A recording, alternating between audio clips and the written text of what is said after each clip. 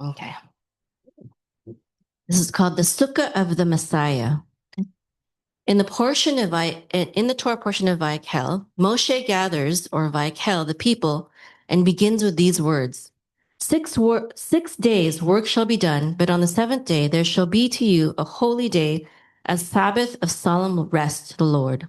Before instructing Israel about building the Mishkan, or tabernacle, Moshe reminds them of the Shabbat.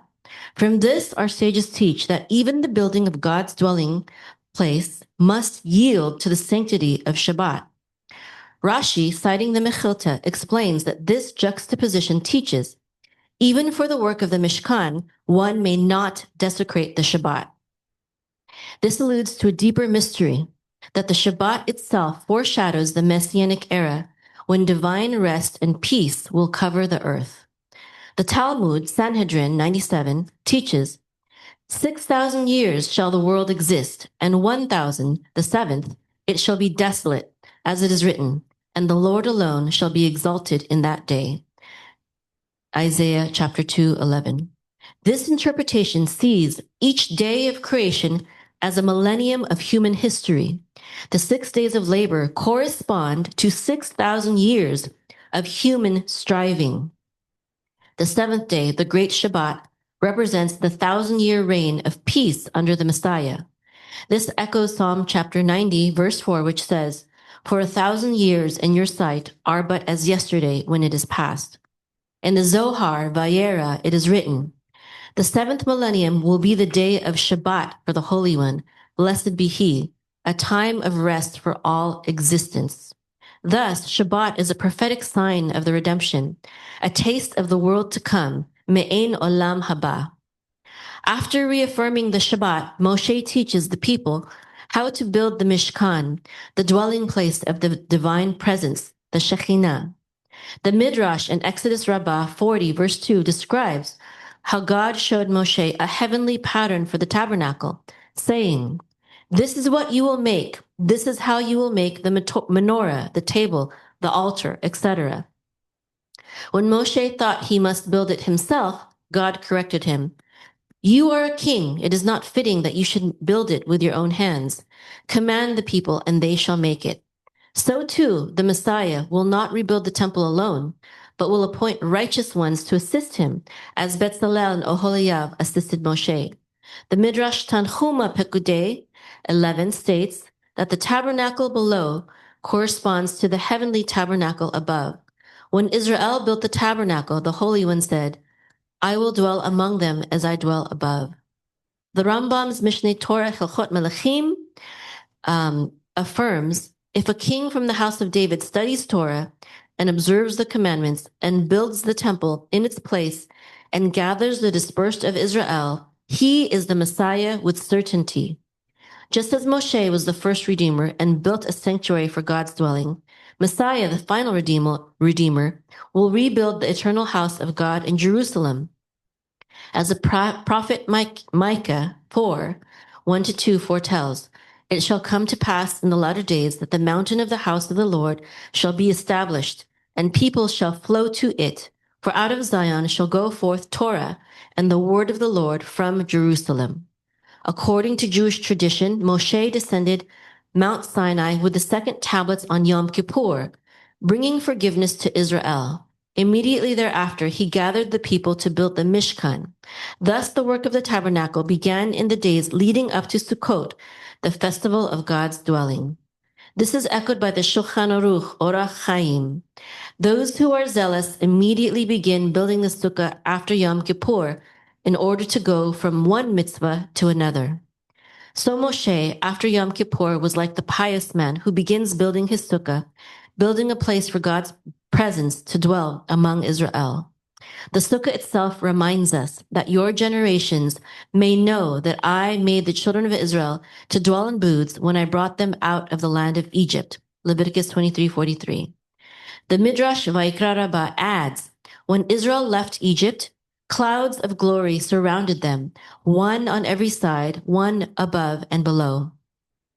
These are the Sukkot in which I made the children of Israel dwell.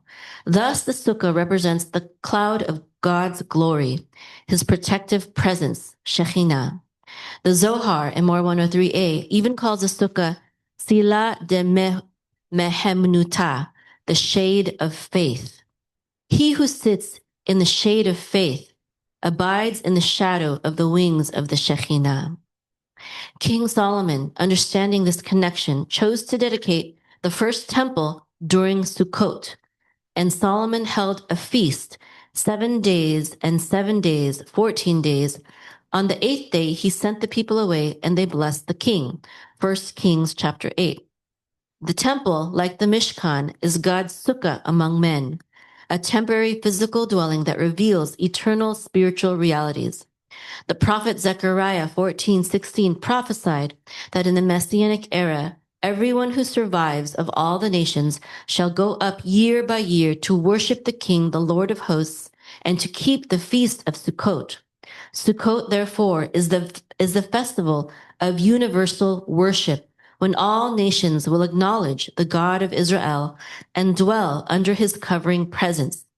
The Midrash Pesikta Rabbati teaches, in the future, the Holy One, blessed be he, will make a great sukkah for the righteous from the skin of Leviathan. This poetic image shows that Sukkot points to the final redemption, when God himself will shelter his people. In the writings of the sages, the body of a tzaddik, a righteous person, is likened to the temple. Moshe Chaim Luzzatto in Mesilat Yesharim writes, the holy person who cleaves constantly to God.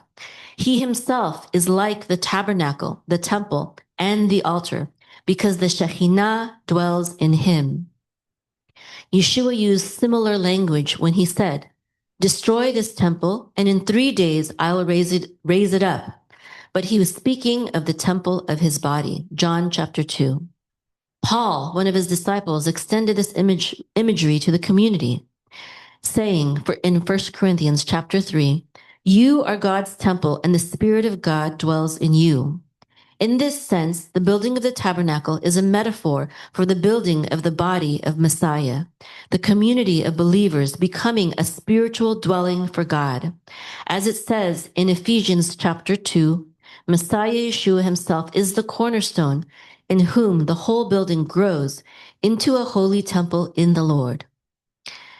The name Vayak'hel means, and he gathered. In the same way, the Messiah will gather all Israel, and even the nations in the end of days.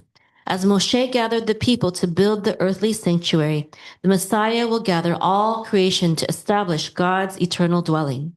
The Midrash Tanchuma Noach says, as the first Redeemer was, so shall the last Redeemer be.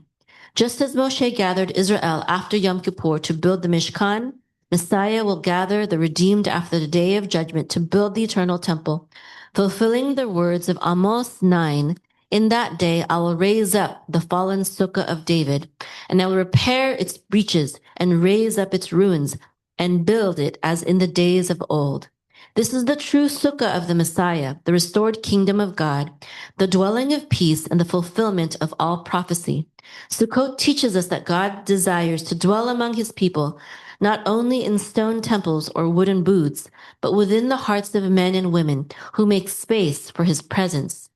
The Shabbat rest of creation, the building of the tabernacle, and the Sukkah of the festival all point toward the same divine promise, that the Creator will once again tabernacle among us, as the prophet declares, my dwelling place shall be with them.